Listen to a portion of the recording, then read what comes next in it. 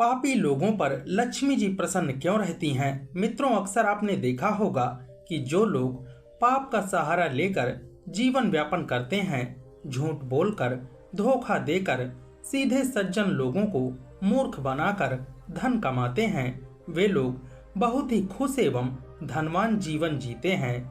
जो लोग चोरी, बेईमानी करके असली चीज की जगह नकली चीज बेचकर धन कमाते हैं, सुखी मालूम पड़ते हैं। ऐसा क्यों होता है? जो लोग धन कमाने के लिए छल और हिंसा का सहारा लेते हैं, वो लोग अधिक फलते फूलते रहते हैं। दोस्तों, एक बार माता पार्वती ने यही प्रश्न भगवान शिव से किया था। तो चलिए दोस्तों, वीडियो शुरू करते हैं। एक बार की बात है, भगवान शिव और माता पार्वती कैलाश पर्वत पर विश्राम कर रहे थे और दोनों में वाद विवाद चल रहा था। तभी माता पार्वती ने भगवान शिव से कहा, हे प्रभु, आप तो तीनों लोकों के स्वामी हैं, तीनों लोकों के रचयिता हैं और तीनों लोकों के संहार करता हैं व पालन करता है, क्योंकि ब्रह्मा विष्णु महेश तीनों एक ही शक्ति हैं, तीनों एक ही शक्ति के अलग अलग रूप हैं। माता पार्वती बोली, हे प्रभु, मैं आपसे यह जानना चाहती हूँ कि इस संसार में जो पापी लोग होते हैं, अत्याचारी लोग होते हैं, अहंकारी लोग होते हैं, वे हमेशा सीधे साधे सज्जन लोगों को कष्ट पहुँचाते रहते हैं, कभी धार्मिक अनुष्ठान नहीं करते। वे लोग सुखी क्यों रहते हैं, क्यों धनवान होते हैं? अक्सर ऐसे लोग बहुत बड़े वैभवशाली होते हैं। क्या देवी लक्ष्मी ऐसे ही लोगों से प्रसन्न रहती हैं? मैं इस बारे में आपसे जानना चाहती हूँ। जब शिव ने माता पार्वती की बात सुनी, तब भगवान शिव कहने लगे, हे देवी, ये संसार सागर है जिसमें क्या क्या होता है इसकी कल्पना नहीं की जा सकती। हे देवी, मैं तुम्हारे प्रश्न का उत्तर तुम्हें एक उदाहरण देकर समझाता हूँ। तभी भगवान शिव माता पार्वती को लेकर पृथ्वी लोक का भ्रमण करने चल देते हैं और भगवान शिव और माता पार्वती ने अपना भेष बदलकर एक गरीब ब्राह्मण और ब्राह्मणी बनकर जंगल के मार्ग से पैदल चल देते हैं। चलते चलते उन्हें रास्ते में एक कटे हुए वृक्ष की जड़ मिली और आप तो जानते ही हैं, जब कोई वृक्ष पृथ्वी के पास से टूट जाता है तो उसकी थोड़ी सी टूट बाहर रह जाती है। मित्रों, उन्हें थोड़ा अंधेरा हो गया था। अंधेरा हो जाने के कारण भगवान शिव को वह टूट दिखाई नहीं दी और भगवान शंकर का पैर उस लकड़ी से टकरा गया।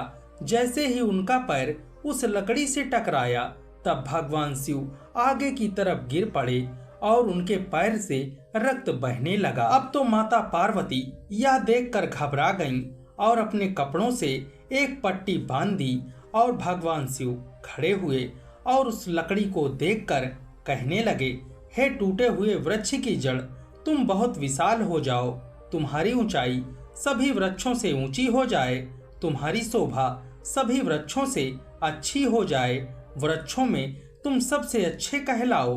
तो भगवान शिव ने उस वृक्ष को कोसने की वजह उल्टा उसे आशीर्वाद दे दिया। भगवान शिव के इस व्यवहार से माता पार्वती बड़ी नाखुश हुई और भगवान शिव से कहने लगी, हे भगवान, आपकी लीला भी बड़ी विचित्र है। जिस ठूठ से आपको कष्ट पहुंचा, जिसने आपको कष्ट पहुंचाया, जिस वृक्ष की जड़ से आप ठोकर खाकर जमीन पर गिर पड़े, आपने उसी वृक्ष को इतना विशाल होने का वरदान दे दिया। हे प्रभु, आपकी लीला तो बड़ी विचित्र है, इसका क्या कारण है? देवी पार्वती को इतना व्यथित देखकर भगवान शिव कहने लगे, हे पार्वती, समय आने पर आपको इसका जवाब भी मिल जाएगा। अब आप कैलाश पर्वत पर चलिए। दोस्तों, इस प्रकार माता पार्वती और भगवान शिव जगत का भ्रमण करने के बाद कैलाश पर्वत पर वापस लौट जाते हैं। परंतु माता पार्वती के मन में उस प्रश्न का जवाब न मिलने के कारण व्याकुलता बनी हुई थी कि भगवान शिव ने ऐसा क्यों किया। वो बार बार यही सोच रही थी।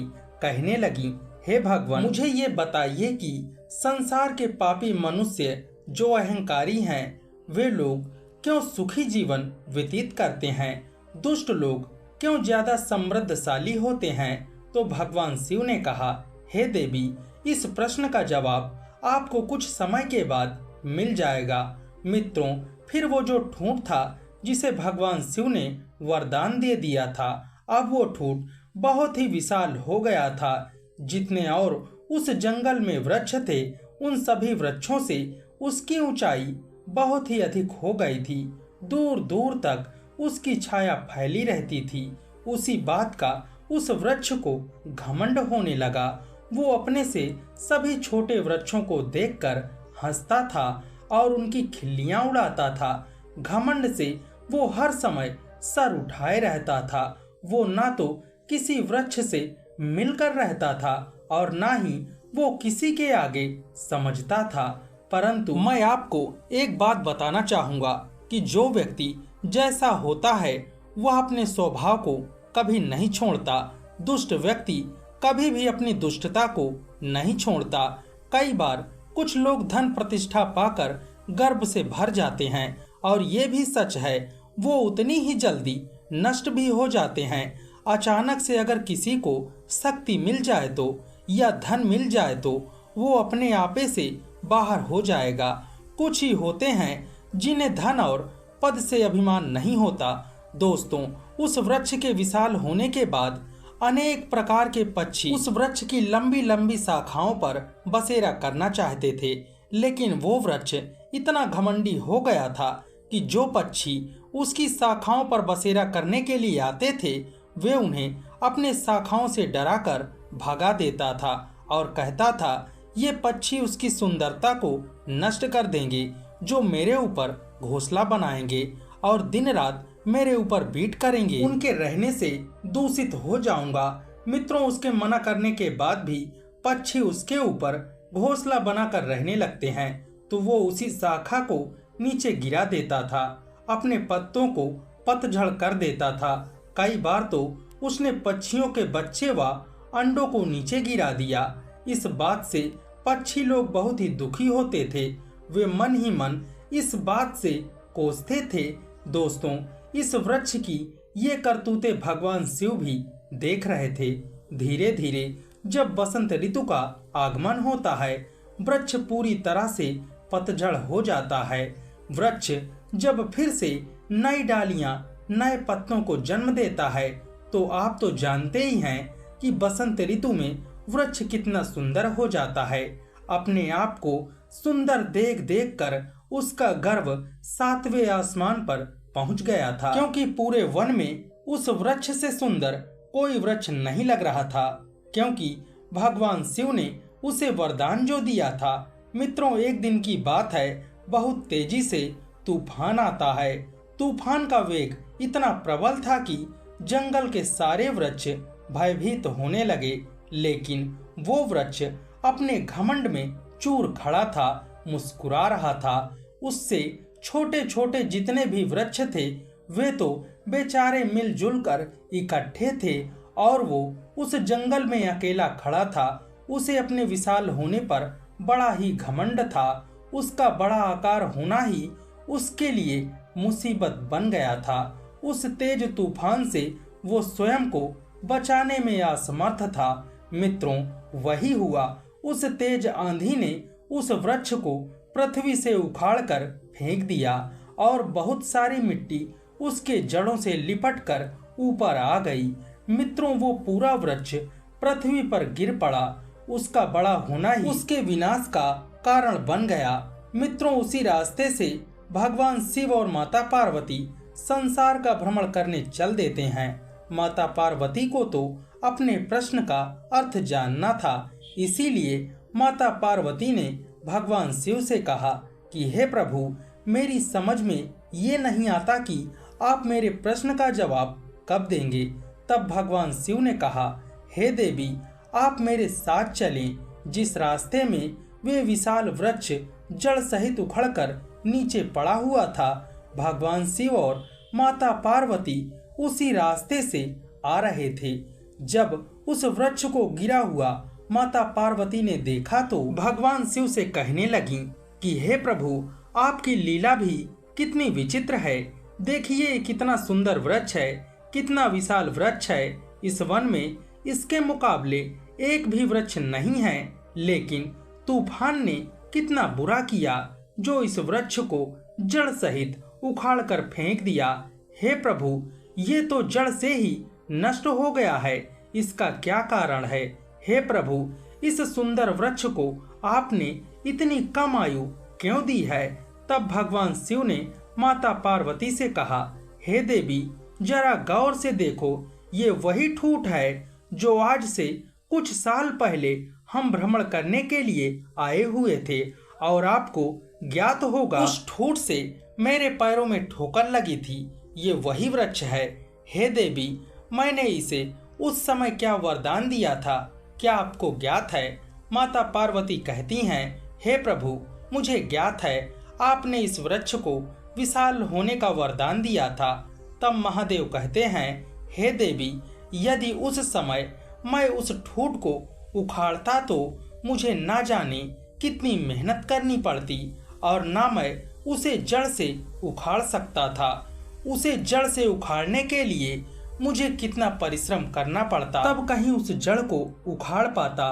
वह ठूठ अत्याचारी और अहंकारी था, इसलिए इसका नाश करना मेरे लिए आवश्यक हो गया था। हे देवी, मैंने इसीलिए उस ठूठ को विशाल होने का वरदान दिया था। इसीलिए मैंने इससे कहा था, तुम इस जंगल में सबसे बड़े बन जाओ। हे देवी, देखिए यह वृक्ष विशाल हो गया। यह वही जड़ है जो सबसे बड़ा भी हो गया, और जब यह बड़ा हो जाता है तो फिर भी इसने अपना अहंकार नहीं छोड़ा। इसकी अकड़ ही इसे वही स्थिति में पहुंचा दिया। ये जंगल के सभी वृक्षों से अपने आप को बड़ा समझने लगा था। पक्षियों को अपने ऊपर बसेरा नहीं करने देता था। यह यात्रियों पर छाया नहीं करता था और अपने पत्तों को झाड़ देता था। इसलिए यह वृक्ष बड़ा अहंकारी था और बड़ा पापी था। इसने अपने जीवन में कोई भलाई का काम नहीं किया। और याद रखना, जो लोग सिर्फ नाम के बड़े हो जाते हैं, उन्हें कभी सुख नहीं मिलता। उनका जीवन लोहार की उस धोखनी के तरह हो जाता है जो सांस तो लेती है पर उसमें जीवन का कोई अंश नहीं होता। जो लोग उस वृक्ष के स्वभाव के होते हैं, जो सिर्फ अपना पेट बड़ा करने में लगे रहते हैं, जो औरों को नीचा दिखाने का कार्य करते हैं, घमंड के कारण किसी को कुछ नहीं समझते हैं, वे अपने आप को ही देखते हैं, अपने ही शरीर से प्रेम करते हैं, जिनके अंदर अकड़ होती है, ऐसे लोगों को उनका ही अहंकार मार देता है।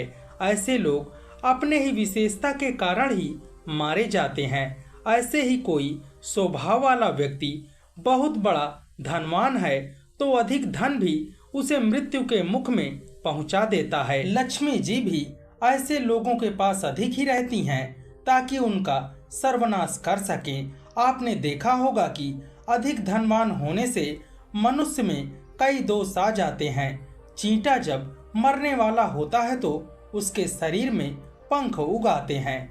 जमीन पर रेंगने वाला चींटा भी आकाश में उड़ने लगता है। वो उड़ान उसको विनाश की ओर ले जाती है। कहते हैं बड़ा होना तो सरल है पर बड़ा बनकर जीना बहुत ही कठिन है। भगवान कहते हैं, हे देवी, ये वृक्ष जब जड़ के रूप में था तब भी इसमें अकड़ थी। मुझे देखकर ये झुका नहीं। जो छोटी सोच वाले लोग होते हैं उनमें बड़ा होने पर इसी तरह अकड़ आ जाती है। वे अपने से बड़े लोगों का सम्मान करना भूल जाते हैं। उनके अंदर नम्रता का भाव नहीं रहता। और याद रखना, जो झुकता नहीं वो किसी को झुका नहीं सकता। अकड़ के साथ जो जीता है वो थोड़े समय तक ही जीवित रह पाता है। इसे मैं एक उदाहरण देकर समझाता हूँ। हे देवी, जिस तरह मुंह के अंदर जीभ और दांत होते हैं, जीभ जब मनुष्य पैदा होता है तब भी होती है और जब मरता है तब भी होती है, और दांत जन्म के काफी दिन बाद आते हैं और मरने के काफी समय बाद उखड़ भी जाते हैं। दोनों में फर्क इतना है कि जीभ के अंदर नम्रता का भाव होता है, वो झुकना जानती है, इसीलिए उसकी आयु लंबी होती है और दांतों के अंदर अकड़ होती है, इसीलिए वे बाद में आकर पहले चले जाते हैं। इसी तरह जिन मनुष्यों में अकड़ होती है उनका जीवन भी शीघ्र नष्ट हो जाता है। भगवान शिव कहते हैं, हे देवी, इस तरह इस जड़ को उखाड़ने में मुझे बिल्कुल भी मेहनत नहीं लगी। बड़ी होकर यह खुद में खुद उखड़ गई। इसी तरह जो दुष्ट व्यक्ति होते हैं वो कुछ समय के लिए धनवान बन जाते हैं, थोड़े समय के लिए सुखी हो जाते हैं और वैभवशाली हो जाते हैं। लेकिन जिन्हें मैं उनको मौका देता हूँ धर्म पर चलने का, उस समय अगर वो नहीं सुधरे, उनमें सुधार नहीं हुआ तो हे देवी, जैसे इस वृक्ष का जड़ सहित नाश हो गया, वैसे ही उन पापी मनुष्यों का भी जड़ सहित मैं विनाश कर देता हूँ। दोस्तों, माता पार्वती को सब कुछ समझ में आ गया और उन्होंने भगवान शिव का धन्यवाद किया। तो मित्रों, जानकारी कैसी लगी आपको हमें कमेंट करके जरूर बताइएगा। वीडियो पसंद आई हो तो प्लीज वीडियो को एक लाइक जरूर कीजिएगा और इसी तरह के पौराणिक वीडियो देखने के लिए हमारे चैनल को सब्सक्राइब जरूर करें और कमेंट बॉक्स में जय माँ लक्ष्मी, जय शिव शंकर, जय माँ पार्वती जरूर लिखें। धन्यवाद।